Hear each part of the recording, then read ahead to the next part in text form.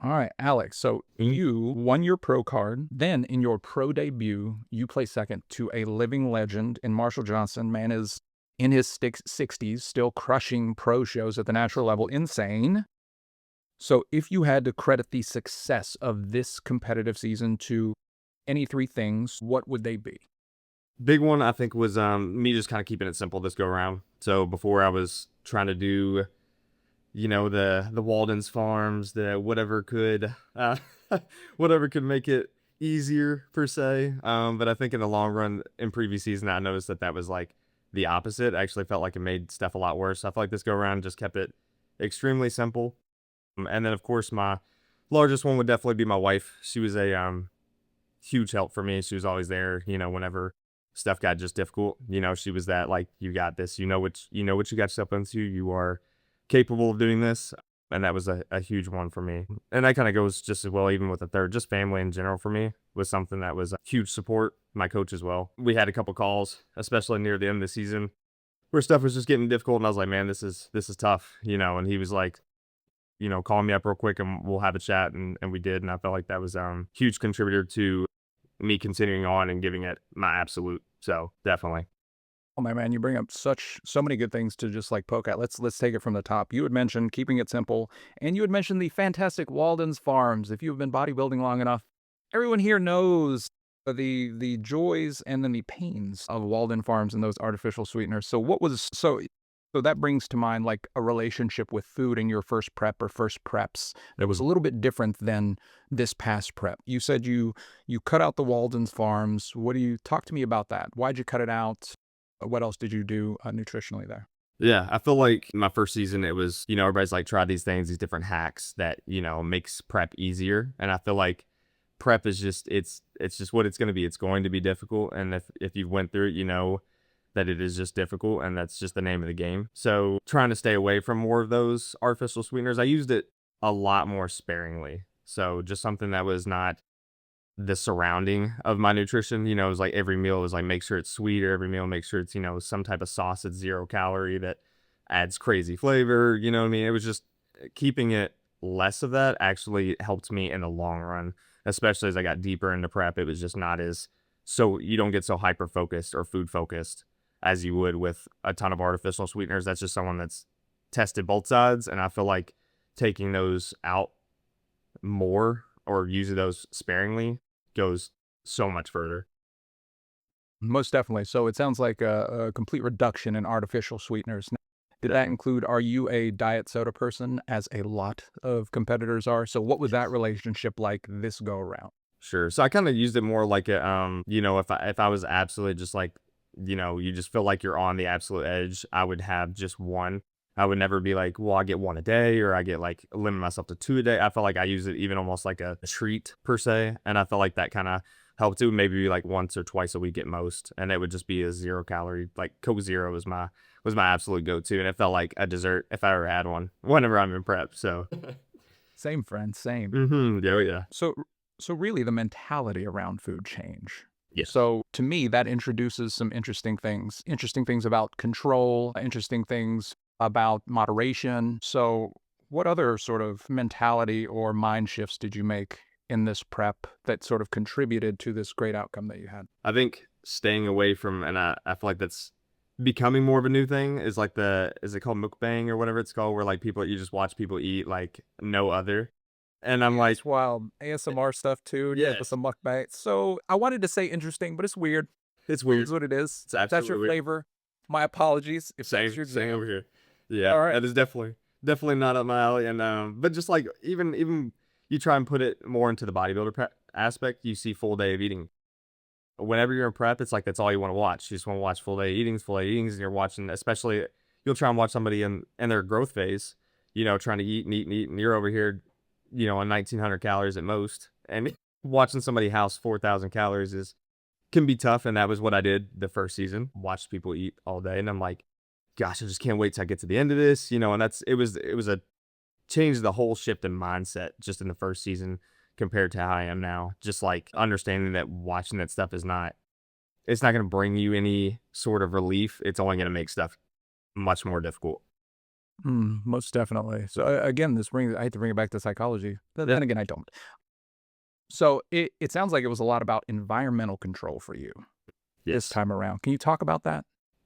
Yeah. So, like, just in general, like I said, with what you surround yourself with, I think plays a massive role into how you go about your day to day, your decision making, that's why I just feel like just your decision making in general and how your thought process towards food or towards, even something as training, just it's more of like a luxury to be able to do that, not just you have to do that. You know what I mean? It's something and that whole change of mindset. And I think it's, like I said, the people around you as well is a massive thing. The gym that I currently go to, it's Fabody Fitness out here in Louisville, Kentucky. Shout It's out. a yeah, huge shout out. Out here in Louisville, Kentucky, it's an incredible community.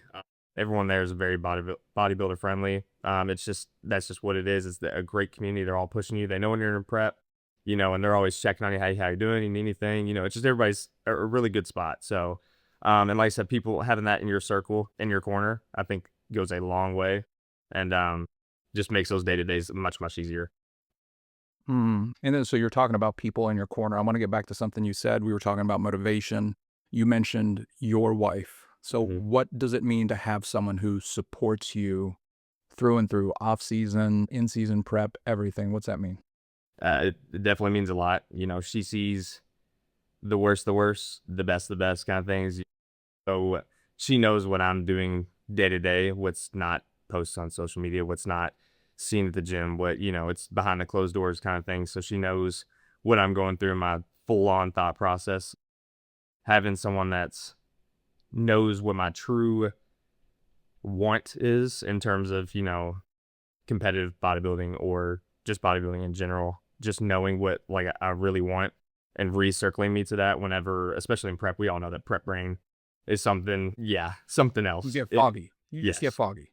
And your decision making is way more just it's just quick, almost like a just quick decision making, like, yes, I'm just gonna do this. It's so it gets like that in prep, and her, being in my corner and making sure that I'm level headed was huge. So I definitely needed that throughout this prep, especially since this was the absolute deepest and I went, compared to my first season and to now.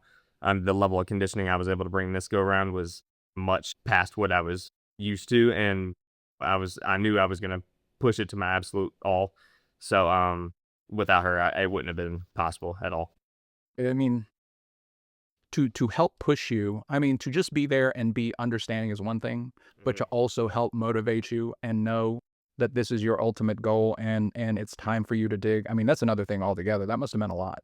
Yes, it was huge, and she knows how much I'm grateful for her, and it's one of those you can't thank them enough. So without her, I wouldn't have been able to be where I was for sure. Definitely agreed. And you also mentioned your coach. Yes. Who was that? What was that relationship like? What is it like if you're still working with him? Yeah, no, I am still working with him. It's Kafai West. You can get him on Instagram. A little shout out there. Absolutely incredible coach. Over in the UK, I always say they do it different over across the pond. They have a It's level real. of You're not wrong. they have a level of conditioning that over there I'm just like, what's in your all's water? I gotta know. So, but they know what it's like. It's that hardcore, bodybuilding aspect, and he's just very great with communication. He was always, very open with what's the next plan, what are we doing, what's our goal.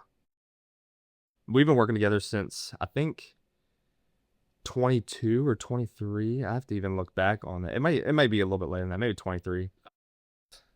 Uh, from the start, he was like, I was kind of coming out of an injury, had a foot injury from playing soccer because that was something I did prior to bodybuilding. Once I had that foot injury, I realized, all right, we need to wrap that little adventure up. So, the first passion for sure, yes. And we started. He kind of got me through a recomp, and then got me to the best I had ever looked at that body weight when I first started with him, and then pushed into a growth phase, and then by the it was, I think, November 1st of 2024. We started prep, or we started that pre-prep phase. Pre-prep. Hmm. Talk to me about that. So a lot of competitors just think, I'm going to diet for 12 weeks. I don't mean to paint a lot of competitors that way. I believe that that mentality is out there. And you bring up an interesting concept, sort of a prep before the prep. So what did that look like? And then what did that inevitably do for you going into your prep?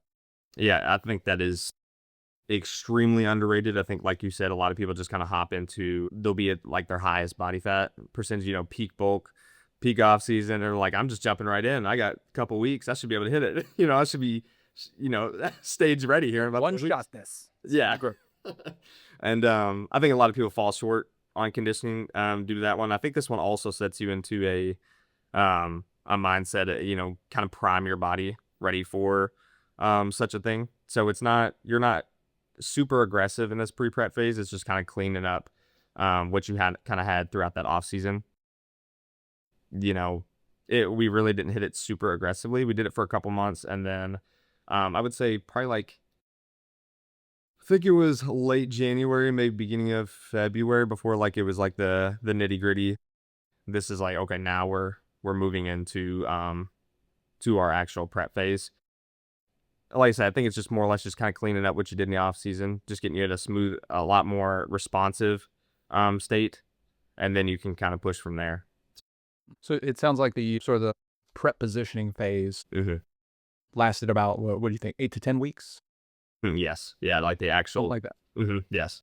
And then did you dive right into prep after that, or did you have any sort of maintenance period in between? We just had a very short maintenance period. I think it was just a couple weeks, and that was just kind of, we brought up the calories just a bit before we dropped them back down. There was definitely phases of refeeds. They weren't this now the way that Kafai had did the refeeds. They were a little bit different. Before, I had a previous coach before. He kind of just had like scheduled, like it was like no matter how you were feeling, it was kind of. And I think that can work for some, but I actually like this mentality better. It was more based off of Kafai's. It was more just based off of like a look, a feel. Like if you're just looking absolutely flat to know, which you are going to be flat. That is absolutely going to happen throughout a competition, throughout a prep phase. That's the point. But, whenever you're just point, you're just absolutely just the absolute end of it. That's whenever we would implement a refeed. And it usually wouldn't be anything like go enjoy a burger and fries. Some people that works really well. Mine was very like meticulous on just increase the specific foods you're already eating, and then drop protein just a little bit. I believe we kept fats the same, maybe just a little bit more, and I know of course we increased carbs. So I have to look back on some of that stuff. It's bringing back some memories on that one. Hey, man. Hey. Bringing back some memories for me too. So it sounds like it was a different, like you and I say refeed, we get what we mean. Mhm. Sometimes you say refeed and people think, ooh, like a cheat day or something like that. Yes. That's not a refeed. Mhm. Yeah. That's, I mean, I guess to some, depending on what your goals are and where you're at, Mhm. that's not a refeed day. No. I'm really interested, like, where do you think you were at as far as body composition wise, like after that prep positioning phase? Because to me, I follow a lot of, do you know 3DMJ, Yeah, of Eric course. Helms, Alberto Nunez? Yeah. So I follow a lot of their stuff, and so obviously I come from sort of that vein, sort of indirectly, Sure. and to get to the very low double digits, high single digits is sort of like where I imagine a good end of a prep positioning phase is. Like you have not dug in deep at all. You're like, training's good, numbers are still going up, we're feeling awesome. Awesome. And then Yeah. you can hit some sort of a maintenance period if you want, or you can dive into prep depending on your time frame. Where would you say you were at body composition wise at the end of your sort of positioning phase? hmm Kind of like you expressed, it was just like numbers were still moving, everything was still going great. I almost felt like that was my absolute best feeling was whenever you're like right before you're about to start prep. I'm you feel like you look lean, you don't look too bulky, you don't look small and frail, like, whenever you're super deep into a prep. And it was like, it's like a perfect little phase of like, man, I could like live in this spot is what you would kind of necessarily say. I would say my body composition, like I said, it was very good. It was a lean level, but it wasn't near competition, but it also wasn't like peak off season. So it was like a good middle ground. So just like I said, a very responsive point. You feel like your insulin sensitivity is very, very good. You feel like everything you eat just goes straight to the muscle. You know what I mean? Just that's what it feels like. So it's a great phase. And that's a great thing to bring up. Where do you think calories were sitting at, like right at the end of that point? Like, what did you begin sort of prep at sort of your highest calorie set point? I feel like for me personally, for my height, I actually am very lucky to, I guess, get the amount of food because I hear some people get like, I mean, they're like, yeah, I'm eating like 1,400 calories. I'm like, I would be starving. So, but Real. like I said, yeah, I feel very fortunate on mine, but I think I stopped that pre-prep phase at like 3,300, 400 calories. Yeah, it was very, Good for you. yeah, I know. It was a good spot, but we definitely did get to the lower. I think the lowest I ended up getting at like the end of prep on a rest day was like 1900 calories, I believe. So I was still sitting about 2000 calories on training days. So we did that carb cycling. Oh, dude, that's I mean, well, honestly, to be honest with you, I mean, good for you for keeping it like right around 1900. Obviously, that is a dividend of the work you put in your off season and For sure. getting your calories to that point and recomping. So that was an investment you made much earlier on Yeah. than the prep. And so I just want to get back and touch on that point about like refeeds, not to jump back too Oh far, yeah. but it's being flat, and it's crazy to think because when I saw you hit the stage, I was like, I don't. This guy is full. He is muscular. This is wild. For sure. I remember you throwing out that contact, and I was like, oh, he's going to do very well. We shall see what happens. But yeah, so back to the idea of a refeed. So how much?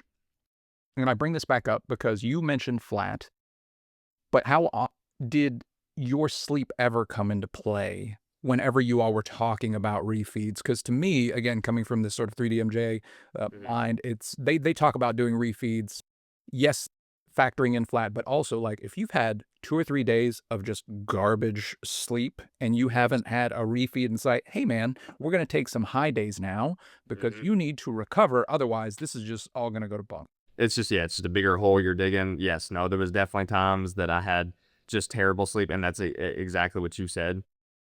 You kind of got those refeeds, and it was like all of a sudden you're like, in prep wise, it was still lower sleep, but it wasn't like peak off season like 8 to 9 hours. But it was like, I mean, you just felt so much better. You could actually get a night's rest of sleep. It just felt tremendously. But it was overall just more than like a musculature of the refeeds. It was a mental aspect, a sleep aspect. It was just all the above. Your body was like soaks it into the fullest potential. So yeah, no, I definitely felt the difference, and we definitely used it for poor sleep management. Of course, I was like a robot throughout prep. It was go to bed same time, do every, just as most people do throughout prep. But yeah, that went a long way, and that's why I always noticed whenever stuff started getting to that point, I'm like, hey, this is like you said, 2 3 nights of absolutely awful sleep. I think we're looking towards the that refeed stance, and he would notice that because he made sure we I track everything in terms of sleep quality, sleep hours, and my check-ins. So, and as we got deeper throughout prep, there was more frequent check-ins as obviously things got more intense. So So it was a more client contact. So it sounds like he was yes, really good with keeping up with you closer and closer you got to your shows. absolutely. And you talk a lot. You're going to be managing a lot of fatigue and various other things. The thing I'm most interested in right now is you're a nurse and a bodybuilder. Yes. So how do you fit not just a bodybuilding lifestyle? Because Oh off yeah, season that's fine, you fit it around. But for how do sure. you fit bodybuilding prep Yeah. around a nurse's schedule and still show up with the package that you did looking awesome? I'm gonna flash pictures and videos of you because you looked insane. I appreciate you, bro. How'd you fit it around a nurse schedule? Yeah. And remind everybody what your schedule is if you Sure, don't mind. for sure. I'm actually still at the same spot, so it works out. It's which always sounds good, like in a in the back, you're like, oh, you have 4 days off. I'm in the PAC unit. It's a post anesthesia care unit. So it's anyone that comes out of the OR. I'm the one that treats them, make sure that they don't have any complications from the procedure immediately after anesthesia. So, like I said, 312s, but we have on call shifts. So that was kind of the roughest part was because I can get called in at like 2 in the morning to get, that would be your on call. And, if there's an emergency surgery, you had to be in there. Uh, Thankfully, I was just very fortunate during the time frame that I had prep. I did not get called in the middle of the night. So that was very, very thankful. I definitely ended up getting my fair share as I moved out of prep, and I was getting all sorts of called in. I'm like, you know what? That's fair as long as it didn't happen during prep. But yeah, so 312s. Managing, I think the hardest thing for me, like I love training. So that was never a problem in terms of, oh, how'd you do it after work? Or, how'd you make sure and get your training? I was excited to go train. That was just something that was like, finally, once I'm done with work, I'm like, sweet, let's get, I'm ready to train. Even when it got to the roughest point, I still loved it. But the meals was probably the hardest. Making sure that because I'm still, even off season prep, it's the same way. I do 5 meals, and usually space them out every three at the most. I would try to do about 4 hours, especially as prep. got deeper, it was like, okay, let's try and push to 3 hours. You would try and do little things for yourself to just maybe I can get a little bit earlier today. But Zero, space it out. you should have that meal. Make sure, like, if it's getting tough, I'm like, all right, if I want to push the a little bit more, have that Coke Zero. No, I definitely did that. But yeah, like there was, it was the one thing about nursing is that the biggest thing that you're taught is time management. So, and that definitely plays a huge role into bodybuilding. So I would make sure just kind of time my meals around that I know was our busiest hours and try and work around those. But that was kind of the cool part about the Packy was that it was a little more scheduled. You kind of knew what was coming out at certain time frames because whenever the procedure would end up getting done, you would know, I'm like, okay, I have enough time to do that. And there was definitely times that I ate in between, caring for the patients at, that's where we kind of had like little, we had the nurses station. I'd take a couple bites and run over there and make sure that I took care of them too. So it was just a massive time management thing. It definitely took a lot of, you know, thought into that time management, but I think, like I said, that background understanding of how to manage it definitely went a long way. Most definitely. So, I mean, in my mind, in sort of crafting that question, it's really like, where do you fit the meals in? And then how motivated are you for training after? So, like many people who love bodybuilding, the motivation for training isn't going to wane that heavily, but the fitting in of the meals, Hmm. that's going to be rough. Yeah. Now, I have a sneaking suspicion with this follow-up question, but what was harder for you? Was it the 3 days on working, or was it the 4 days off while you crept closer to prep? I think you sense where I'm going with this. Which Yes. which one was harder for you? And some people might think like, oh, the 3 days working. No, that was the best. That was made it so easy because the mind wasn't focused on food all day. Give me 4 days off sitting at home. You're thinking about food. It was actually much more difficult. And like you said, you could already tell where that was going. The time you had with yourself, just purely thinking, is what you had to stay busy. Staying busy is you want to talk about hacks? Staying busy is the best hack for prep. Sitting there thinking all day or sitting there twiddling your thumbs, you're going to be thinking about food, and that's going to make it 10 times worse.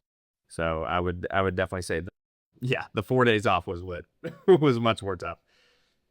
Most definitely. And like it's that food focus, man. Like at Mhm. the end of the day, you go from a sort of hypertrophy focus and nutrition focused sport into just this purely psychological game with yourself towards the very end. And I'm just sitting here imagining that 4 days and just what I've got going on in the pantry, what I've got going on in the fridge. And I'm just like, or if I scroll something, obviously, just, watching people just Yes.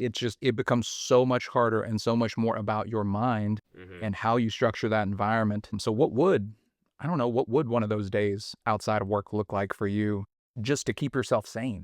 I did a lot of just being outside because thankfully it was around the time that it was getting warmer. And spring's my favorite time. So that was something I kind of got to enjoy just being outside a lot more. I am a huge, and it's always been my thing. I've definitely loved playing video games, and video games is a great way to kill some time, man. So, Oh my you god, know, what are your games?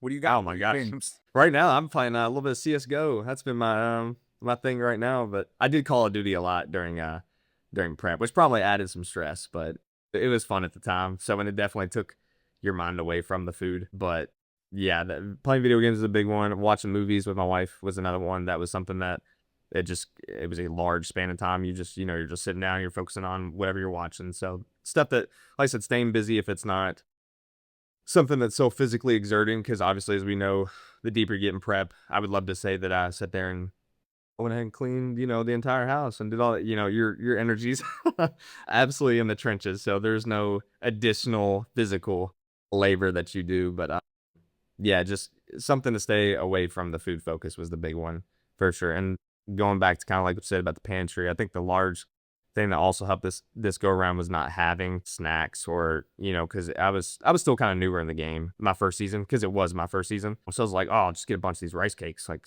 these are filling. Though you just eat a whole bunch of these and then you can just trying to stay away from kind of the snacks was a big one for me. So not having that in there also made that just 10 times easier. So not being more of an ingredient household than kind of just a prepackaged household. So that made Mm. a large difference. Again, environmental control, man. I mean, Mhm. that's really what this game is, just finding a way to set yourself up to make good decisions. For sure. Like, I feel like people rely on motivation too much, and I hate to tell you, the deeper you get into a diet, that motivation's gonna dry up real quick, and Yes. all you're gonna have left are your systems. And so but back to the video game, so I'm a big fan. That's how I space my meals out. Like, Yeah. if I was 2.5 hours and my meal wasn't planned for another hour, I would come outstairs and I would play Fallout 4 for an hour Follow. because Yeah. you could just zone and just like, yeah, sure, I'm just gonna, yep, I haven't done this side quest, and I can just, and there's 45 minutes. Oh, look at that time. I'm still a little hungry, but just kept my mind off of it. It's fantastic. So yeah, video games. Yeah. I No, was gonna you're. say video games is a hack. Is definitely an unlock if you're looking to space your meals out more, Mhm. and you are a video game person. For me, things are much more motivating if you don't touch them. So during my last prep, I wouldn't touch video games Mhm. unless I was trying to provide some space. So just sort of the dopamine hit from playing was so much more, and so just, using that. So let's see here. Yeah, kind of just going what you're saying with the whole dopamine thing. I mean, that's what in prep, I feel like you're so deprived of that that your body will any ounce of potential dopamine, your body's all over it. So, and like I said, video games, you was like if you used it like a reward system, it almost was so much easier to kind of like I said space out those meals. And that was definitely something I did for sure. It was like I made sure to not eat and immediately go and play because then obviously I would have to play for a very large amount which wouldn't be awful, but just trying to be a little bit more productive. Yeah, just as it got a little, it got difficult. That's whenever I'm like, okay, now let's go ahead and play. Let's settle down. Just keep your mind focused on something else. So Hmm. But yeah, so we can use video games in that way, but also like I feel like there's also this area of prep where we do start noticing our hunger cues a bit more, and during that phase when the energy's not too low, I feel like for me personally, I get busier around the house, so my steps sort of go up pretty dramatically. I yes. try and keep those in check. I mostly focus on steps at first and then incorporate cardio gradually, like sort of a phased approach to adding in cardio. What is your approach to cardio and steps? What was that like? So actually, and I think it contributed to not taking so much away from my legs. I feel like because I actually used to have a very, very large with previous coach. I had a large step count, like you got up to like 15K at one point, which was yeah, it was quite a bit. It was on rest days, but I mean, you just that over time built up quite a bit of fatigue. I felt like even for like training, it just wore you out. So this was a lot lower step count. I mean, we still I think as much as I ever got to was on non-training days, and I believe it was just 12K, which was still on like the higher end, but like it's always been 10K. 10K has kind of been like the thing I run for the longest time. I think a lot of people run about 10K steps. But we did implement this was the most cardio I've had, but I felt like I actually feel the best and recover better with more cardio. That was something we talked about even in my off season. He decreased my cardio quite a bit. I felt more sluggish. So I actually asked him, I was like, can you implement more cardio? And actually I felt like my training has went even further with that. I just feel cardiovascularly so much better. So we did have higher cardio in prep and now have still some decent cardio here in the off season. So I think it is I played a large role in actually just overall feeling better just for me. Give me some specifics, type and timing of cardio. So how long was it? Incline walking? Yep. What would you end up doing? My biggest thing was StairMaster. I truly enjoy the StairMaster. I know a lot of people hate it, and I think it just feels it's the easiest way for me to get my heart rate up. That never fails to like. I feel like you don't have to go so fast. Like if I did a stationary bike, which I still enjoy, but a stationary bike, I have to pedal like a ridiculously fast amount to get my heart rate up, and I feel like by then my legs are burning. Same thing with like incline walking. I've heard some people do incline walking. I would have to be at like 6 speed and like the highest possible for my heart rate to get. I'm like, and then my calves are on fire. So I've tried to do the incline walking, but Stairmaster just seems to be the best for me. And I did that throughout all of prep. Was the Stairmaster. I did the bike. If I was on like the a busier time frame and I couldn't get to the Stairmaster for whatever reason, because I have a stationary bike at home. But the goal, it was a heart rate goal, and it was just 120 to 130 beats per minute was like the range that we wanted to set within.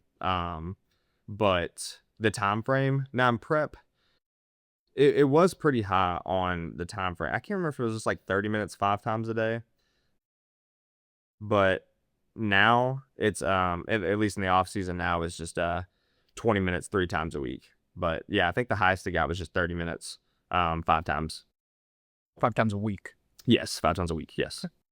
And to be honest with you, for a lot, I mean, to me, that sounds, compared to some other preps, that sounds kind of moderate. Like Mhm. 30 minutes, 5 times a week. Mhm. You know, you got some people just out there grinding 60, maybe To 90. minutes. I've heard It's 90. like, ooh. So I'm just like, how do you even have any energy to lift Yeah. anything? Whenever I hear people, they separate their and some people just require more. At least I don't do any coaching, but like I always am curious about those scenarios where I'm like, 90 minutes, what could possibly require 90 minutes, especially if they're like 5 or 6 times a week, 90 minutes. I'm like, how do you recover from something like that is what I'm always curious on. So I could Yeah. never recover off that much. That would be definitely detrimental for me. So, Yeah, most and I think this goes back to having a good long off season where you mhm, have prepared and you haven't let the body fat percentage go too far afield, and so it's not necessary. And you know sort of maintain higher calories. Like if mhm, you're prepping and you've not managed your calories and you're coming in and you're starting prep at like I don't know in the moderate 2000s. Where do you yeah, think you're going to be at the end? yeah, We can't keep cutting. So yeah, all right. 60, that's 70 minutes. And you were like 8 to 10 weeks out. I don't know where else we're gonna go from here, yes, but we're gonna try and we're gonna dig.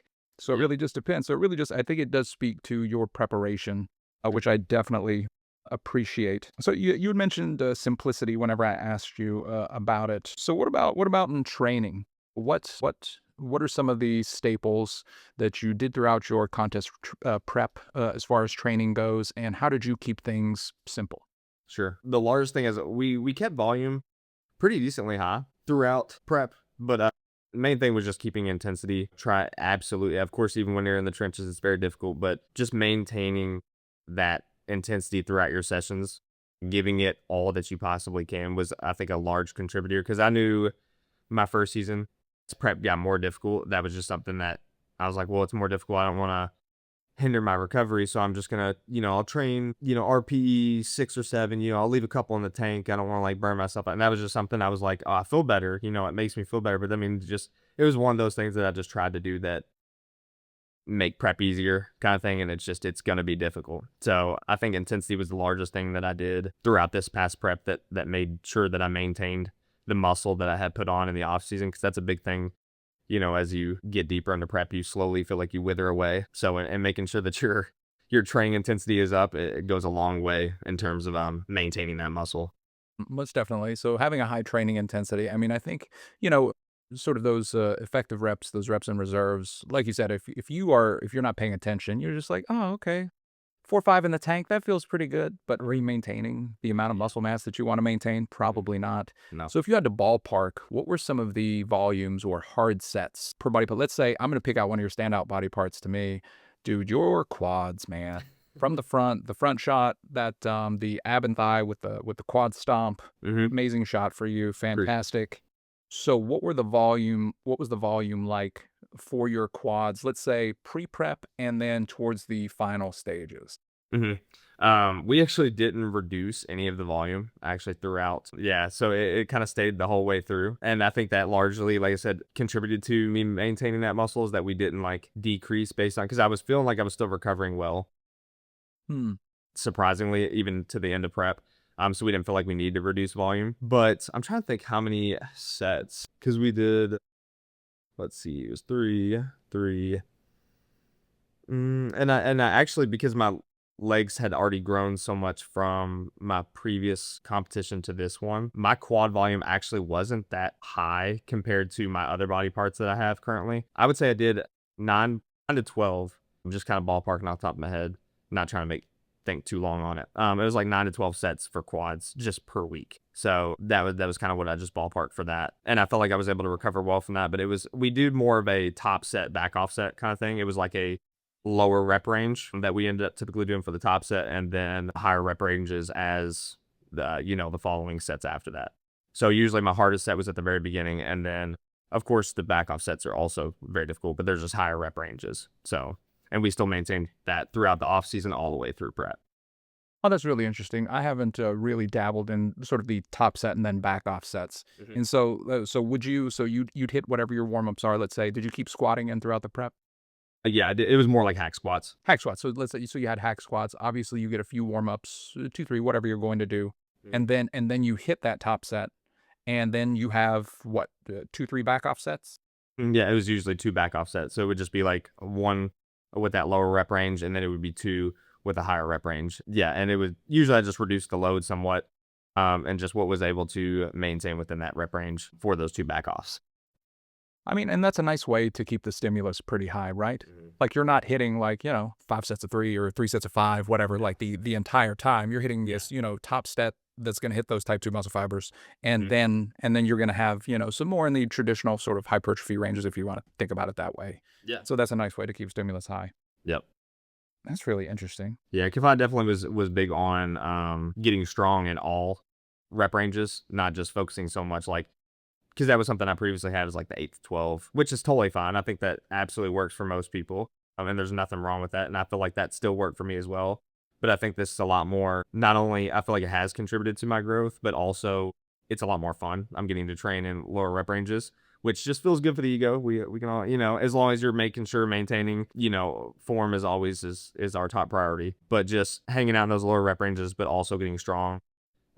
Just in, we even go as high as 20 reps for some movements. So just getting strong in all aspects, I think, has been largely a contributor to this past season for sure. And that's really an interesting point. What are the effective rep ranges for bodybuilding? I mean, I think it's a lot wider than people would think.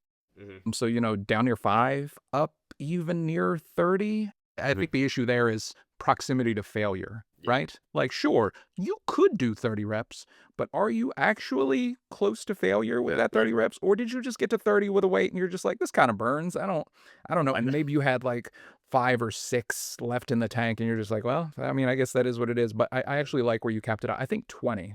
For Mhm. me, no matter what the body part is, Yeah. that's sort of the zone where I'm just like, I'm pretty sure I've got my proximity to failure dialed in.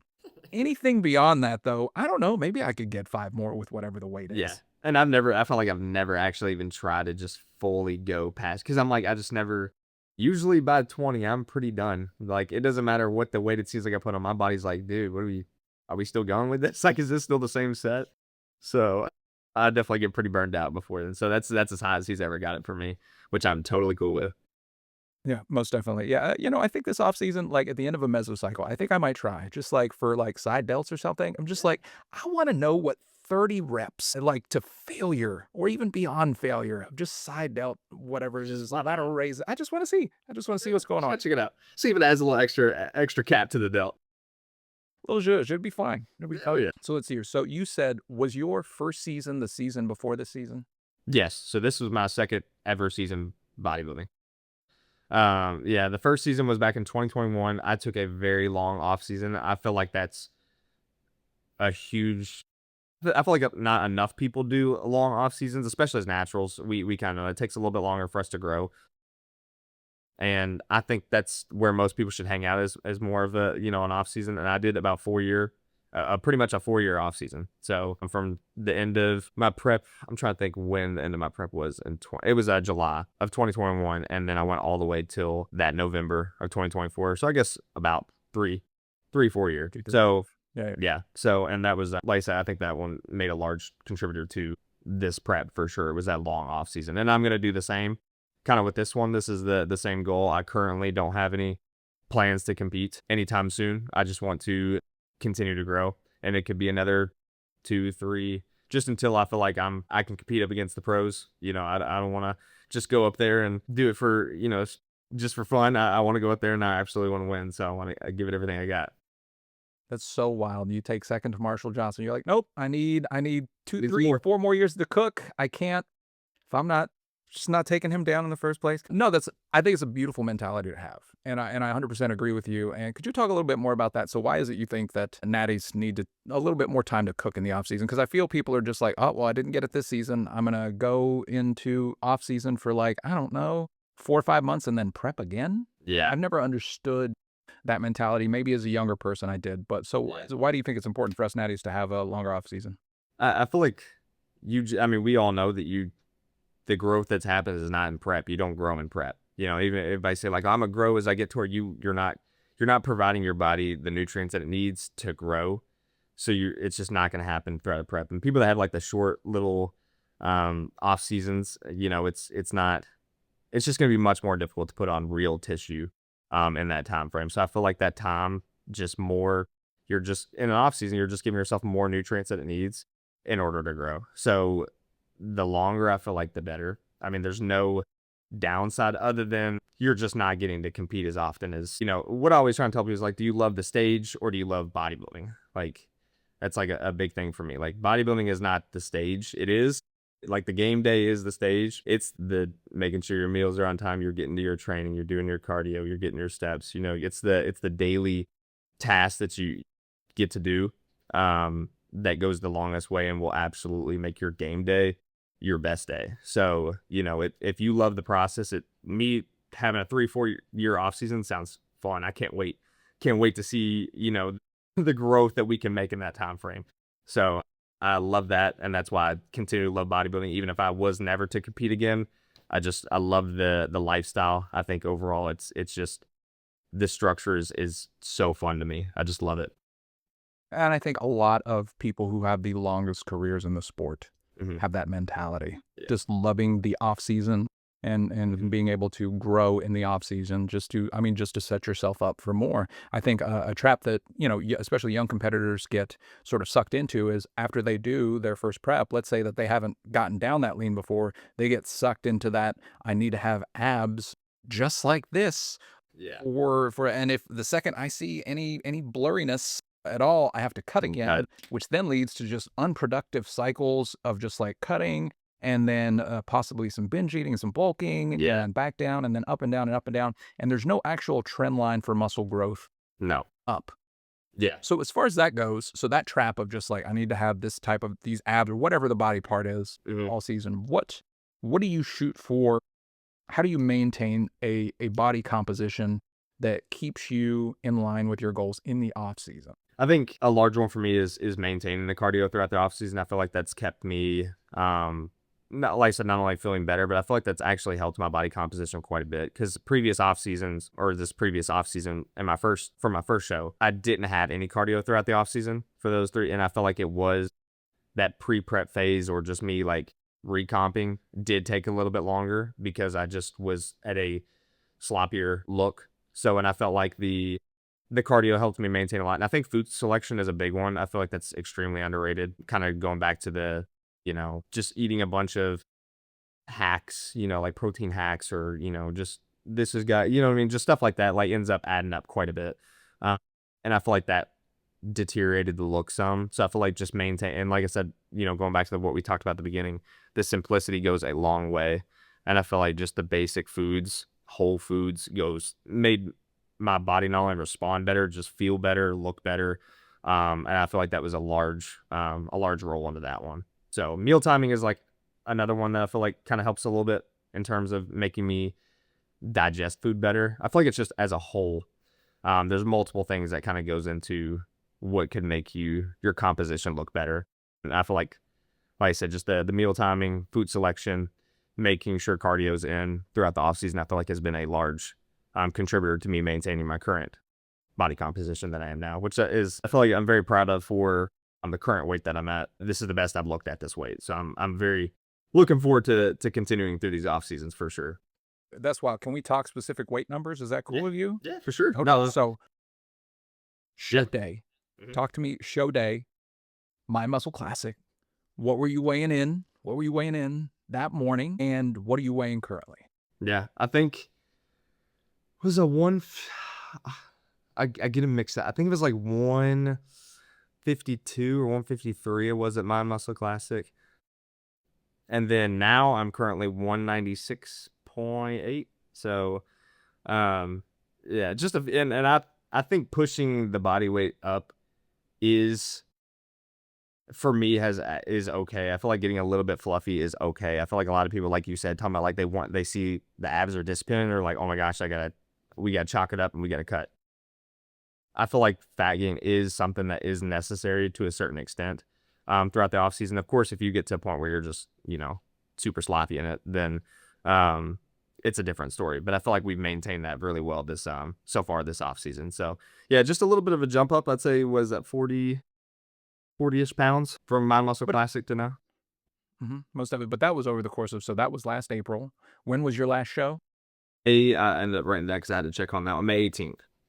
May 18th. So you got May, June, July, August, September, October, November, December, January. We're looking like, 9 months Mm-hmm. posts. So if we just round that up to 10, you're looking at, 3-4 pounds a month, something like that. Yep. But something it's still, I mean, with a fairly conservative sort of just like slow trend up when a lot of competitors get trapped, and you'll see like, I don't know, 20 pounds in the first month or something Yeah. like that post show, especially like first time competitors. I don't know. Did Yes. you have, what was your, let's talk about, so post prep, Mm-hmm. post show, what did that look like after your first show? Like, what was your mentality? What did your body weight do? And then compare that to now, Yeah.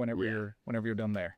Um, yeah, my first season, that post show, I still had a coach then, so we kind of still did keep it cleaner, but I definitely had way more of those binge sessions. Me and Doritos got a love relationship going on. Our family size bag, hand was all the way in. It was rough for a little bit. So, but I mean, of course, we did keep it relatively well coming out of that recovery phase, is what both of the coaches that had have done. And this one with Kafai was a little bit longer. And I thought that was a little bit better because it kind of just, it was more or less a look and a feel rather than like, we're going to get to this set body weight. And once we hit there, the recovery phase is done. So, like I said, the first season, yeah, it was a little rough. This one was a lot more controlled. Definitely was more difficult because it was more controlled. And people don't talk about that enough. I feel like as the prep is hard, but that post show phase, once everything's all said and done, the dust is settled, that's where it's difficult. That's the true, like, because you have no, a lot of people don't feel like everything's done. So they're like, well, what's the point? Why don't I just, it's one of those things that your brain is still in that prep brain. And it's like, well, then just give it to me. Just, I'll take all the food we can get because we're trying to get to this level, again. So yeah, that was, it was a lot better this go around, but it was definitely more difficult for sure. Most definitely. I mean, you're fighting like you're fighting against evolution. Bodybuilding is a sport that is going entirely against what your body was built to do. Yes. And so you take, I don't know, however long, 6 to 8 months, if you do a long enough prep, you fight your body and evolution for that long. The second you don't have the thing that's motivating you and you have a richer food environment, your body is just, it's just like game over unless you have an appropriate plan to sort of reverse out Yes. of your show. Did you all have specifics, sort of reverse out goals coming out of your show? I noticed this go around now because I can only compare it to those two seasons that I've done. My first season, it was a slower approach, and I felt like that was actually like it was difficult, but it wasn't as difficult. Oddly enough, this one we actually did implement more food faster, and it was actually higher fats because we were just trying to get hormonal levels back up, and that's a huge thing because your hormones, especially as naturals, are just in the dirt. So that was the thing. We increased food quite a bit off the rip, but it was kind of just like we didn't continuously increase as often as like my previous coach. So this one was just it was a big hit. We kind of rode this out for a little while and then slowly increased from there. So just trying to get that body fat back up just a little bit faster, just to kind of get my hormonal levels just at a more appropriate spot that it could. And that's something, again, as naturals that you are going to have to see. If you engage in a long enough prep, I mean, some of the guys, what is his name? Eddie, he won WMBF Worlds. Just like some of the, like, if you're coming in with striated glutes, there is 100% great chance that you're probably hypogonadal. Yeah. Like your testosterone, unless you've had multiple seasons, unless you're like, the guys over 3DMJ, unless you're like a Jeff Alberts, who's probably done this an infinity amount of times. Yeah. He probably doesn't, his testosterone probably doesn't dip that low. But if you're a young person who's chasing glutes, yeah, you're probably your testosterone levels are probably going to dip well below 200. And that's going to come with some secondary effects that also aren't great. No. And this comes into, can we tiptoe into uncomfortable waters? Let's do it. Is that all right? I can cut it if you don't like it. No, So I think we've all experienced it. my brother, look, chasing, not even chasing conditioning in a bad way, You know what you want to look like on stage. Yep. And that requires your hormones are going to go in the tank. And if you are prepared mentally, knowing that this is going to happen, you might have conversations with your significant other or spouse like, hey, this is what's going on. Food's really low. Hormones are really low. I don't have the same drives that I used to. Is that something that occurred for you as far as those conversations? Absolutely. I was well educated, at least I felt like from 3DMJ. Actually, there was some people that I had looked even in my first season. That was something that, they kind of told you about. They're like, hey, like your hormones are down. I was like, that makes sense. So I kind of warned her the first time. It wasn't as bad the first time because I didn't get as lean. This second time, it was much more difficult as I was just the most lean I had ever been. So yes, that was absolutely affected this go around for sure. It was non-existent really near the very tail end because my body was just purely on, it was survive. You need to survive. So I actually got my blood work checked near the end. My testosterone was at 50 at one point. 50. So I was like, all right, that's not doing anything. So For the lay people out there, I think the effective range is what, 200 to 1,000 or 200 to 900, something in that yeah. range. So you were Mhm. definitely hypogonadal range. Like it's Yes. just 50, 50. 50. And the lab ended up calling me and they're like, we need you to come back and retest. We don't think this is right. I said, no, I think that's right. I said, I'm pretty sure that's correct. They just thought something was completely wrong with the specimen. I was like, nope, that blood work is right. I said, sounds about right. That's how I'm feeling about 50. Feel bad. It's crazy, and that's something that you need to prepare for. Like in Yes. your first sort of prep, where you're like, I'm gonna get as lean as possible. You need to be prepared mentally for one, your energy levels. Yes, your sleep is going to be. It shouldn't be garbage throughout the whole thing, but the closer you get to show day, it's going to be garbage. And when your Mhm. body fat levels dip to a certain point, other drives and aspects of you are going to sort of sag as well, we'll Yep. say. And that is something that, so one last personal question. Yeah. So you all bumped up calories, bumped up the fats. You understand you have to put fats back on, like Mhm. to function as a normal human. When Yes. did you notice that you, from top to bottom, felt like yourself post show? Mhm. Was it a month? Was it 8 weeks? What was it for you? Yeah. So comparing it to the first season it was much faster to get back. Once again, like I said, because I wasn't as lean. So I felt like that was almost like a month, and I was feeling good. It was just once the calories were up, I was like, cool, I'm ready.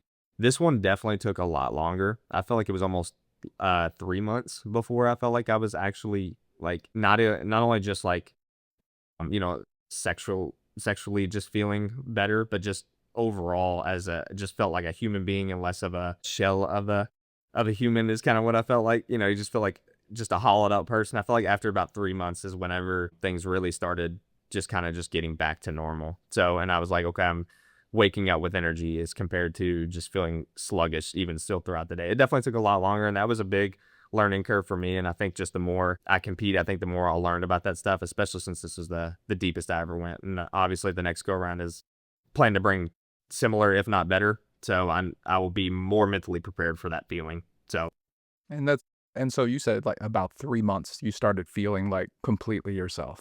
yep. So now this is what competitors need to get in their head. If you want to have a successful prep, one, it's a successful off season for however many years, Mhm. then probably 2-3 month positioning phase to get you in striking distance, and then possibly a maintenance period, depending on how long you want to do that. Could be a couple weeks, could be 4 weeks, could be 8 weeks, just however long you want to sit at maintenance. So that's 3 months, that's 2 months, that's 5 months, and then realistically, what is it? Another 4? I mean, 4 months safely. So like Mhm. 16 weeks, Yeah. possibly even 20. So you're looking at 5, 8, 9, 8, 9 months of your life, and then another 2 or 3, 1 year. So some people are out there thinking, I'm going to commit to 3 months of a prep. If you want to get true stage conditioning and you want to really get out there and give it your absolute, you have to commit to almost at a year time span that this is going to be a large commitment of your time for sure. If you want to come out the other side, maybe not unscathed, but just like in one piece. Yes, definitely. Most Absolutely. definitely. My man, last question for you. Which got So if you go back to your first serious prep and you could talk to that younger version of yourself, what would you tell him to do differently? put down that Walden's Farms. You don't need it. No, it would definitely be a you know, enjoy it.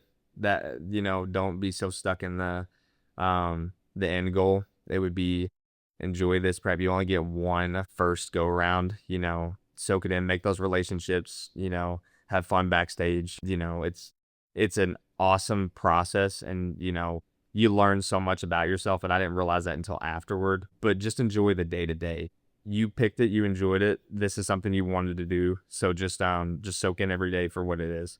So it's gonna be tough, but, you know, it's absolutely worth it. So I definitely am glad I did that back in 21. I think it's taught me a lot of how I structure just everything in general to this day. Definitely put down the Walden Farms. That would definitely be the That's the number one rule. Put that's the number one. the Walden Farm. Other than that, you should be all right. No doubt. That's hilarious. But really, no, I think enjoying the process, enjoying the day to day, man. And something you said just a little bit before that was, you know, the relationships that you develop out of this. I think part of the reason I decided to promote that show was because I wanted to make more of these relationships. So now, yeah, I got the show, but I get to talk to guys like you. I get to talk to other coaches. I get to see you all backstage, see the hard work that you put in. Mm-hmm. Coming into the natural bodybuilding community, yeah, it could be a prep. It could just be, you know, you. But also, if you let it, it introduces you and brings you into a community. Yes. And you, because you all, you know, maybe you have different backgrounds, but you do believe in something Mm-hmm. that is the same. Yes. Stepping on that stage in front of your peers and your elders and just displaying your hard work. And we all have that in common. So, Yeah. man, I appreciate you so much. Where can people get a hold of you if they want to? Yeah. You just get a hold on Instagram. It's a Armstrong _8, I believe. So, or 8 _. So, but yeah, just Instagram's the biggest one. So, yeah. And like I said, Josh, I really appreciate you having me on, dude. This has been awesome. So I definitely want to do some more of these in the future. I think this will be an awesome thing. Fantastic, man. Hey, look, I'm gonna come at you once you start prep again, Yep. and we're gonna make it a series, and it'll be good. I think people get a lot out of it. So, Appreciate really it, good man. plan. Absolutely. Thank you. Thank you so much. See you.